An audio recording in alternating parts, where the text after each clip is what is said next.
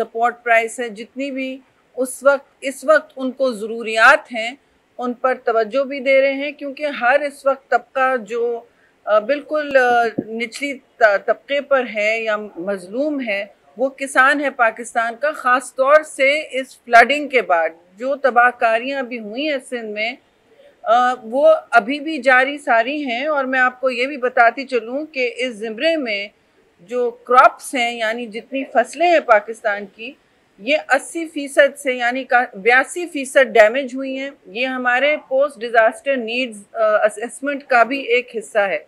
तो ये डैमेज हुई हैं और इनका इस वक्त जितना सपोर्ट मिल सकता है आपने देखा वो कम है। और ये जो सरजमीन जिस पर ये जो काश्त होती है वो भी डैमेज हुई है। तो इस वक्त आप देखें कि पाकिस्तान पूरे इस सेक्टर की रिकंस्ट्रक्शन के लिए 854 बिलियन की ज़रूरत है। 854 बिलियन यानी कि रुपया। अब इसमें 4,410 मिलियन एकर्स एग्रीकल्चर लैंड सिर्फ ख़राब हुआ है। सिंध और बलूचिस्तान में सबसे ज़्यादा मुतासरीन भी हैं और ये दो सूबे सबसे ज़्यादा एग्रीकल्चर के हवाले से मुतासर हुए हैं, जिसमें सिंध में 72% और बलूचिस्तान में 21% डैमेज हुआ है। तो ये मतलब जैसे इरिगेशन ड्रेनेज सिस्टम्स रिकवर होंगे तो ये कलेक्टिव मजमूई जो डैमेज हुआ है इसके हवाले से हम सब कोशिश में सबकी तवज्जो इस पर मबजूल है। और आखिर में कंप्लीट इकोनॉमिक लॉसेस जो इस सेक्टर की वजह से हुए हैं जी, ये बहुत बड़ा सम है। ये ऑलमोस्ट 2 खरब है तकरीबन, यानी कि 1986 बिलियन, जो खरबों 1.9 खरब हो जाता है जी। और US डॉलर में $9,000 से ज़्यादा, यानी 9,000 मिलियन डॉलर से ज़्यादा, यानी 9 बिलियन से ज़्यादा होता है।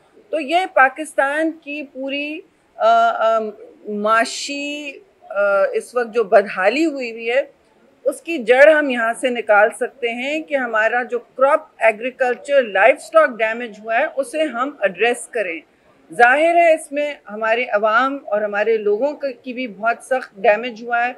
और इस बात में ये एक बात हम दोनों की तरफ से कहना चाहती हूँ, ये ना हो कि ये रिमिशन रह जाए बात, क्योंकि आप लोग सब जमा हैं।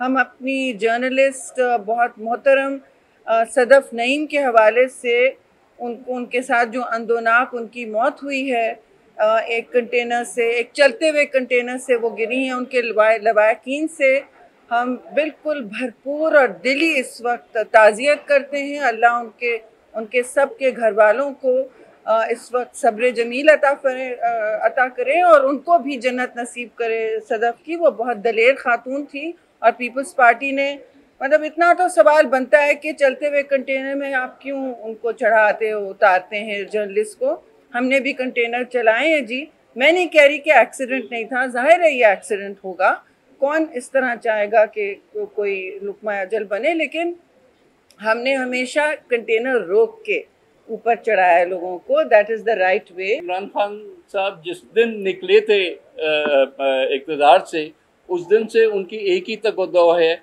कि खुदारा मुझे इलेक्शन दो ताकि कुर्सी मुझे वापस मिले।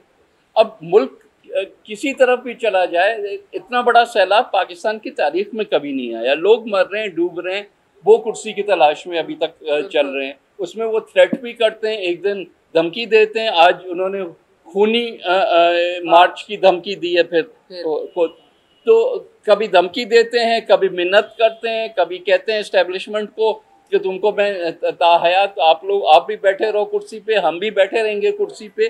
भी ये क्या कोई ये क्या भाग जाते हैं। ये बंदर बांट हो रही है कि इनकी आपस में। इस तरह से नहीं होता, मुल्क नहीं चलते। आपको पता है कि किसी भी वक्त जो है 5 साल हर असेंबली की मुद्दत होती है। हर ऑपोजिशन प्रेशर डालती है हुकूमत के ऊपर कि भाई अगर आप परफॉर्मेंस सही नहीं है तो आप घर चल जाएं। इसका मतलब ये नहीं कि हर हुकूमत जो है वो हर साल 2 साल के अंदर वो चली जाए और फिर नए इलेक्शन हो। ये तो तमाशा होगा ना किसी मुल्क के साथ के हर ऑपोजिशन की डिमांड पे इलेक्शन जो है वो होते रहें। आप अपना शो ऑफ फोर्स करते हैं, दूसरी पार्टीज अपना शो ऑफ फोर्स करेंगी, तो at the end of the day क्या फ़ायदा? तो ये तो एक मेरे हिसाब से एक डिमांड ही मज़क्का खेस है। इस वक्त फोकस करें। और इतनी बेसब्री क्या है? कितने महीने रह गए आखिर जिसका आपसे सब्र नहीं होता? क्या आपको किसी और चीज़ का डर है कि एक दफ़ा चीज़ें आगे बढ़ गई तो फिर आपका चांस ख़त्म हो जाएगा? ये मुझे तो यही लग रहा है कि वरना इम्पेशंस का अगर मैं अपोजिशन में आज होता और मुझे पता होता है कि कुछ महीनों में वैसे ही टर्म ख़त्म हो रहा है, तो मैं तो उसकी तैयारी करता ना। जाहिर है कि कोई भी हुकूमत ये नहीं चाहेगी कि जो चीज़ें आपके गंदम की अगर आप प्राइस बढ़ा रहे हैं, इंसेंटिवाइज कर रहे हैं फार्मर को, तो उसके साथ ये इंतज़ाम ना करें कि लोकल मार्केट में आपका जो आटा है वो एक रीज़नेबल प्राइस पे आपको ना मिले। जिन गवर्नमेंट भी इस पे थिंकिंग करेगी और फेडरल गवर्नमेंट भी, और जाहिर है कि उसके लिए गुंजाइश जो है वो बजट में निकालनी पड़ेगी। पाकिस्तान में पहली प्रेस कॉन्फ्रेंस देखी है जिसमें DGISI खुद बैठकर बातें कर रहे थे और उन्होंने अपनी जो पूरी बातें थी सबके साथ शेयर की। अब उसके ऊपर कहना कौन किसका लाडला है, मैं समझती हूँ हमें ज़रूरत ही नहीं है कुछ कहने की। हमारा काम इस वक्त, जैसे मेरे कॉलीग ने कहा, इस वक्त मुल्क को मफलूज नहीं होने देना है। दारुल खिलाफे को कोई मफलूज नहीं होने देता। कल आपके बच्चे जा रहे हैं स्कूल इस्लामाबाद में, तो अगर किसी को कुछ हो गया, ऊंच नीच हो गई, तो किसकी जिम्मेदारी होगी? आप पकड़ेंगे ना हुकूमत को, वफाकी हुकूमत को पकड़ेंगे ना कि आप क्या कर रहे थे, आप हाथ पे हाथ रख के बैठे हुए थे।